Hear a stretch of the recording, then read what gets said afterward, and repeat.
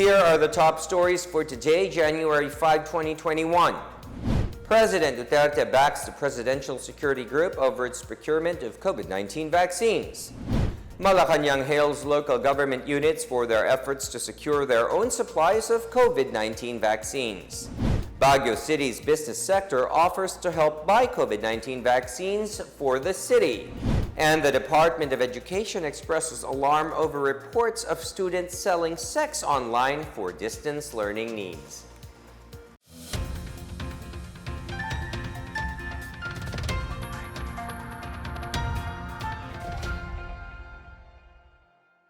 Good day, I'm William Theo. Welcome to the PNA Newsroom.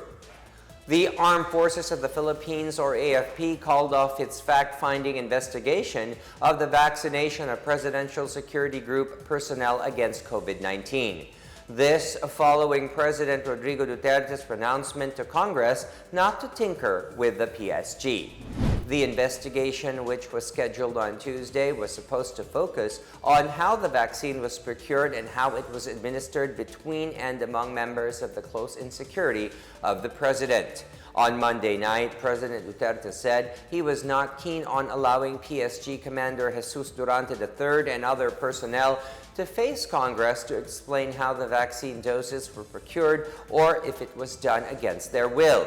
Duterte also said because it was difficult for his close-in security detail to stay near him because of physical distancing, the only solution was for them to get vaccinated. Duterte also lamented that Congress seemingly wanted to find fault in the PSG's actions. Ginawa ito nila, as I understand, para sa kapakanan ng buhay nila. They will be called to testify in Congress. As a lawyer, I will just tell them, because they are now being accused and with the accompanying statement of prosecution and things like that. And then if that is the case, then I would ask the PSG to just shut up. Do not answer. Invoke the right against self-incrimination. At wala kayong makukuha. And do not force my soldiers to testify against their will. Just so, sa kanila yan eh. So kung tingin nila na ikakabuti sa buhay nila, hayaan mo. And do not threaten them with prosecution and things like that. They have every right to live and to invoke self-preservation. I hope you won't force my hand into it. We're friends, kilala tayo, I respect the separation of powers, and that you have the right to conduct congressional investigations in aid of legislation. Tell me now, what aid that you can legislate when there is no vaccine until now? Sabi mo na nga. About the only reason that you can really investigate is in aid of legislation. So what is there in a legislation that you can make that has something to do with vaccine? You cannot legislate vaccine and then you put the guy in a situation na pati yung career niya masisira. I won't allow it. Because that is unfair. Metro Manila mayors have announced plans to allocate funds and secure their own supplies of COVID-19 vaccines, which would be available to their constituents. More on this from Chris Mundo. The San Juan City government has started the registration for residents interested to avail of free COVID-19 vaccine shots once they become available. San Juan Mayor Francis Zamora said the vaccination program will be free for all residents as the city government allocated 50 million peso budget for the procurement of the vaccines. The city government will prioritize healthcare and medical workers for immunization, followed by the indigent senior citizens. On the other hand, the Valenzuela city government is targeting to spend 150 million pesos of funds for the purchase of COVID-19 vaccines, which will be administered for free to residents. Mayor Rex Gatchalian said the budget will be sourced from the city government's local disaster, risk reduction and management fund and the quick response fund. In Caloocan, Mayor Oscar Malapitan announced that the local government unit will augment the necessary fund to guarantee that residents will receive free COVID-19 vaccines this year. The Caloocan LGU said it is shelling out 125 million pesos as an initial fund to procure the vaccine. Meanwhile, the Quezon City government is finalizing its purchase of an initial 750,000 doses of COVID-19 vaccines for its residents. Mayor Joy Belmonte said they are in the final stage of talks with multinational pharmaceutical companies for the procurement of vaccines.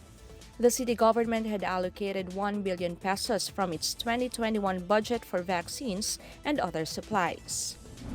Meanwhile, Parañaque City Mayor Edwin Olivares has committed to buy COVID-19 vaccines from approved local regulators only. Olivares said they have asked to meet with Janssen Pharmaceutical Incorporated of Belgium, the first to hold a clinical trial for the vaccine in the country, to let them procure an approved vaccine. The city government has set aside 250 million pesos as well as a standby fund worth 1 billion peso, which will be loaned from the Land Bank of the Philippines. Mandaluyong City has also allocated 200 million pesos for its own citywide vaccination program. Mayor Menchi Abalos has met with the city's COVID-19 Cluster Committee to ensure enough supply of vaccines for all residents. For the PNA Newsroom, I'm Chris Crismundo.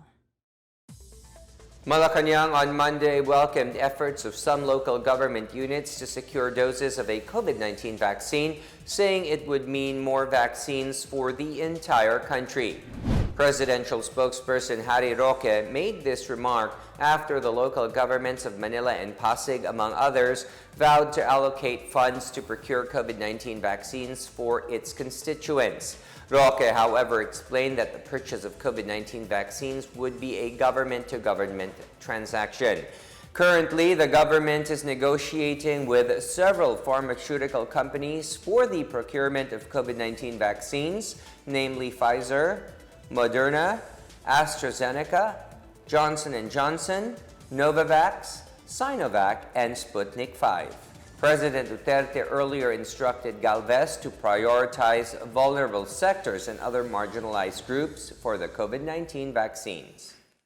Well, una-una, lahat po ng mga transaksyon sa mga manufacturers will be government to government.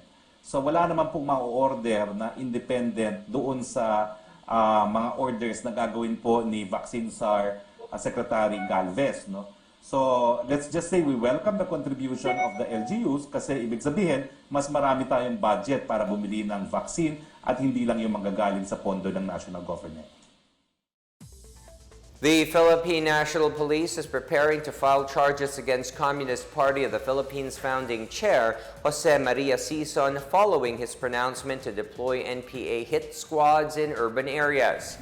PNP Chief Debold Sinas has ordered lawyers to review Sison's recent statements to be used as evidence against him. He said they will file charges under the Anti-Terrorism Act once they gather enough evidence. Meantime, Sinas ordered increased monitoring to anticipate the effects of Sison's threats. He also placed all police stations on high alert to prepare for possible NPA attacks in cities. The Armed Forces of the Philippines also intensified its intelligence monitoring to seek out the NPA hit squads in major areas. AFP spokesperson Edgar Arevalo said the CPP chair's statement is a clear act of terrorism and a threat against the government. Defense Secretary Delfin Lorenzana earlier said the AFP is ready to face and eliminate the NPA hit squads that will strike at Metro Manila. CSON earlier said NPA Special Partisan Units or SPARU will be deployed to assassinate police, military, and government officials in urban areas. Inflation climbed in December 2020 amid an increase in food and transport costs. The Philippine Statistics Authority said prices of basic goods went up by 3.5% last month from 3.3% in November and 2.5% a year ago. It pointed to the faster rise in the prices of food and non-alcoholic beverages. The inflation rate falls within the 2.9 to 3.7% forecast range given by the Bangko Sentral ng Pilipinas. It also remained within the government's 2 to 4% target range. President Duterte floated anew his campaign promise to implement the death penalty against drug trafficking and other heinous crimes. Do Filipinos believe that the death penalty can actually deter crime? Let's find out in today's Boses ng Masa.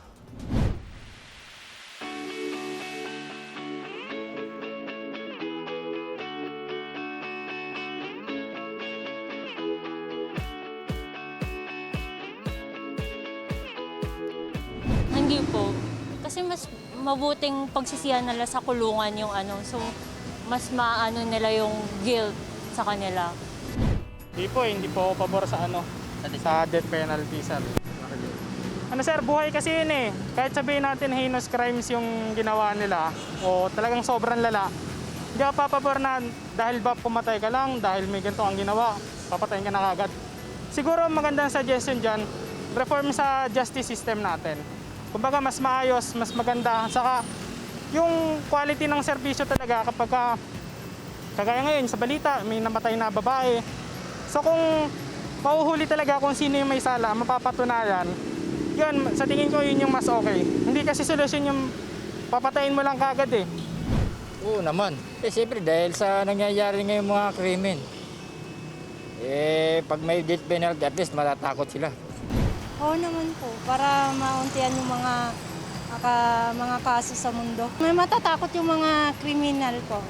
Depende nga kasi, hindi naman kasi lahat ng opinion na ibabalik yung death penalty dahil kasi marami ding mahihirap ang maapektuhan. Halimbawa, hindi na kasalanan ng mahihirap, simple mayaman, sila ang may karapatan na hindi maanuhan ng death penalty. Paano yung mahihirap?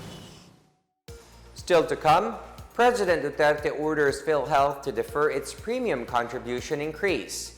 Baguio City's business sector offers to help buy COVID-19 vaccines for the city. More on these when the PNA Newsroom continues.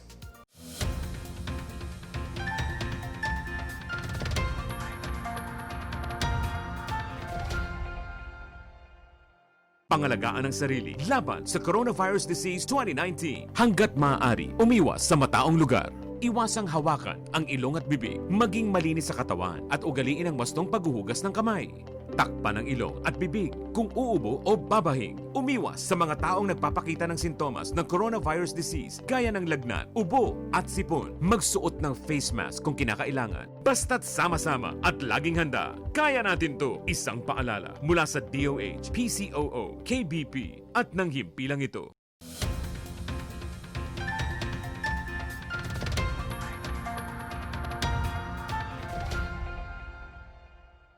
You're still watching the PNA Newsroom. President Rodrigo Duterte has ordered the state-run PhilHealth to defer the scheduled increase in premium contribution rates this year.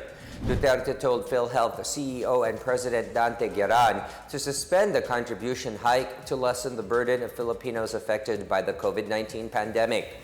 Duterte vowed to look for money to fund the universal health care law and ensure that PhilHealth services remain unhampered.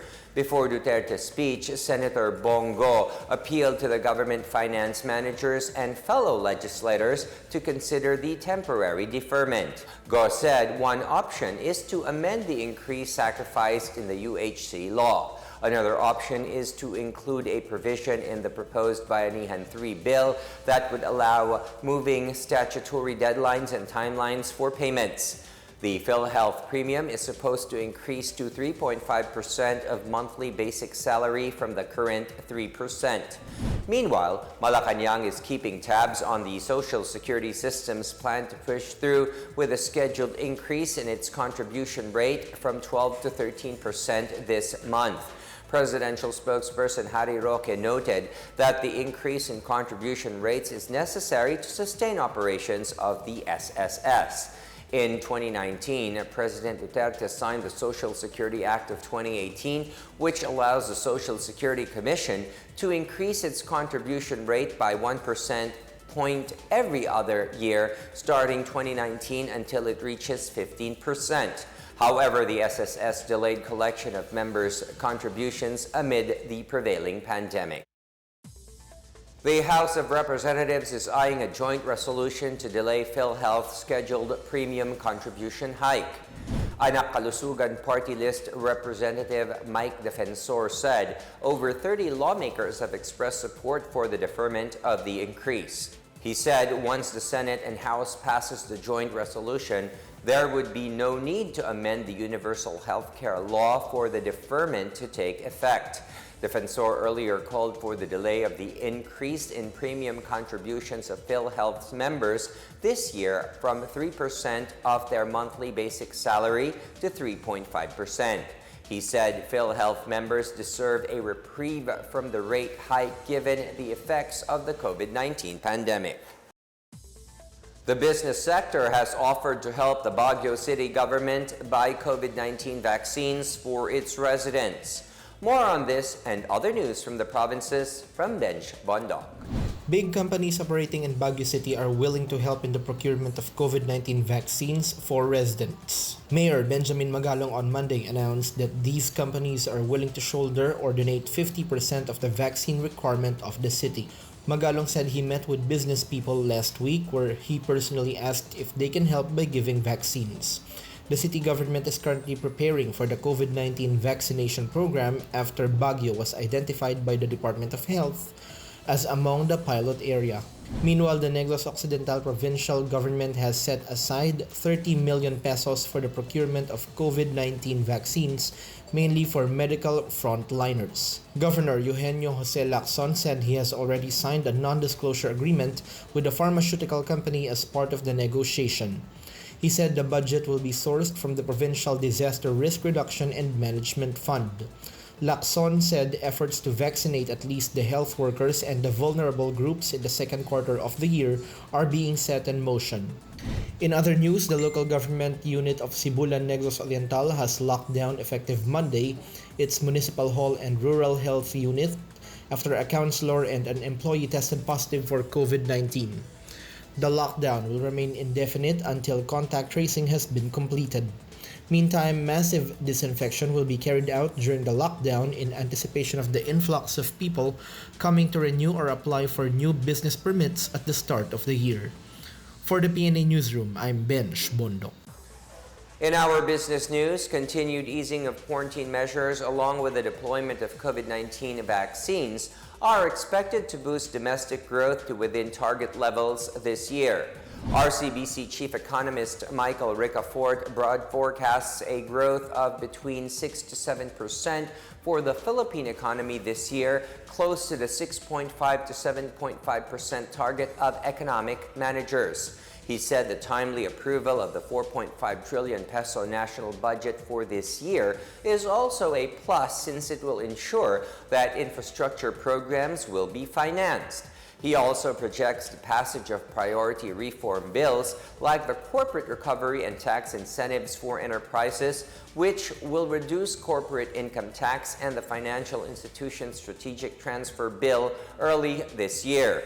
Ricafort, however, cited risks to domestic growth, including the continued increase of COVID-19 cases in the U.S. and the possible impact of continued mutation of the COVID-19 virus.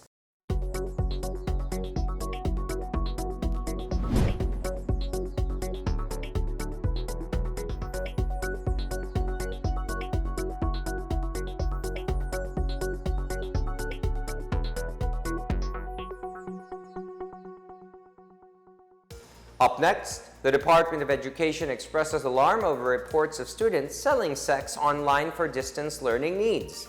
And Gapan City gives tourists a glimpse of its past. The PNA Newsroom returns after these reminders.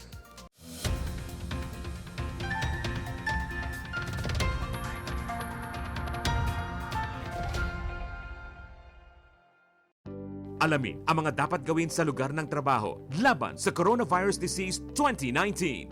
Ang mga kumpanya ay dapat magbigay ng face mask sa kanilang mga empleyado. Bukod dito, magbigay kaalaman din patungkol sa COVID-19. Siguraduhin malinis ang kapaligiran. Maglagay ng sabon at hand sanitizer sa mga palikuran. Siguraduhin ligtas at nalutong maigi ang mga pagkain sa kantina. Obserbahan ang kalusugan ng mga empleyado at katrabaho. Kung sakali man na mayroon silang sintomas ng coronavirus disease, gaya ng lagnat, ubot sipon at hirap sa paghinga, ay agad ipasuri sa doktor. Basta't sama-sama at laging handa, kaya natin to! Isang paalala mula sa DOH, PCOO, KBP at ng himpilang ito.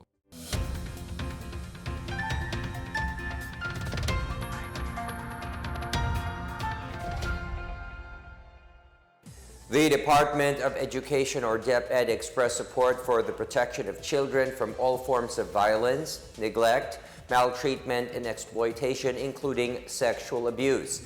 This as the DEPED reacted to reports of students engaged in a so-called online sex Christmas sale activity. Senator Sherwin Gatchalian earlier urged the Department of Justice and the PNP Anti-Cybercrime Group to probe and crack down on the sale of sensual photos and videos of students who are allegedly raising funds for distance learning-related expenses. It noted that such are considered as abuse and exploitation under the Anti-Child Pornography Act of 2009 and the Cybercrime Prevention Act of 2012. The DEPED also expressed support for the Interagency Council Against Child Pornography and vowed to cooperate with them in efforts to prevent and address pornography among learners. The Philippine Statistics Authority, or PSA, is set to open the registration for the Philippine Identification System to the general public beginning this year. The PSA said it targets at least 70 million Filipinos signed up with PhilSys when it starts registration this 2021. The PhilSys has initially rolled out the mass registration to targeted low-income Filipinos in low-risk areas for the coronavirus. The PSA is eyeing to make social services more accessible to Filipinos through a national ID system. It said the national ID could be used in most government and private banking transactions. ID holders would be provided access to financial, social protection, health, education, and other government services. PSA said PhilSys could also promote ease of doing business. Acquiring the national ID would be free for all Filipinos.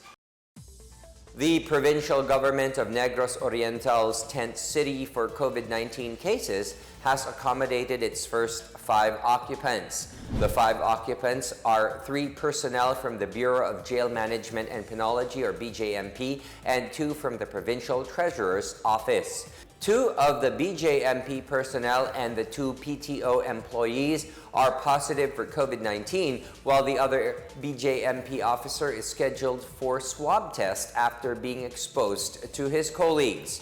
The 30-bed surge capacity facility was set up last month at the Perdices Memorial Coliseum Oval in Dumaguete City. The COVID-19 tent city, which is only for asymptomatic cases, is a project funded by the Wihilas 1 Bayanihan Grant. Gapan City in Nueva Ecija welcomes tourists to a walk in the past at its Lumang Gapan district, one of the local government's efforts to promote the city's culture and history. More on this from Janice Cabe. History comes alive as the Lumang Gapan draws in tourists anew in Gapan, Nueva Ecija. Lumang Gapan gives tourists a glimpse of the Gapan of yesteryears. The district that is under construction is compared to Little Vigan, Cali Crisologo, or an old tourist attraction in Europe. Spanish-era buildings stand side by side in the area, where visitors can take pictures, go sightseeing, or simply walk around amid a tunnel of lights. Among the buildings seen here are the old municipal hall and ancestral homes of celebrities such as Yula Valdez, Nida Blanca, and journalist Jay Taruk. Lumang Gapan, along with other tourist attractions in the city, is temporarily closed by the local government to abide with health protocols amid the pandemic. But now, tourists are again able to roam around and take pictures of the facades and decorations in the area. Wearing of face masks, physical distancing, and other protocols are still expected to be observed. Lumang Gapan is a project of Mayor Emerson Pascual, who hopes to promote a piece of history in the city. Madaming mga tinatawag na ganitong bahay, bahay Kastila o bahay na bato. Sa lahat ng bayan madami. Pero sa Gapan lamang po meron ngayon sa buong Nueva Ecija na tabi-tabi ang bahay Kastila na tinatawag natin bahay na bato at katabi ng simbahan. Tama. Hindi naman po sa pagmamalaki. At itong lumang Gapan na ito ay ginawa ko hindi na para sa akin, hindi na para sa pamilya natin, kundi sa mga susunod na henerasyon. Gusto kong makita nila ang kasaysayan at ang itsura ng lumang Gapan. Kaya ito'y para sa mga susunod na henerasyon ng mga batang Gapan. Lumang Gapan is a place for tourists looking for a bit of nostalgia, a relaxing view, and a place for a leisurely walk. But this place is not going to stay long as simply a historical district because the local government is promising more attractions to come for the visitors of Gapan. For the PNA Newsroom, I'm Janice Cave.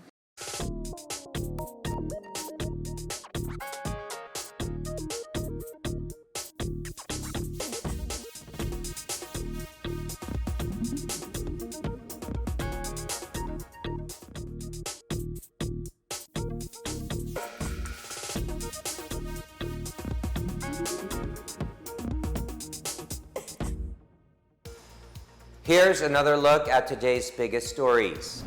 President Duterte backs the Presidential Security Group over its procurement of COVID-19 vaccines. Malacanang hails local government units for their efforts to secure their own supplies of COVID-19 vaccines.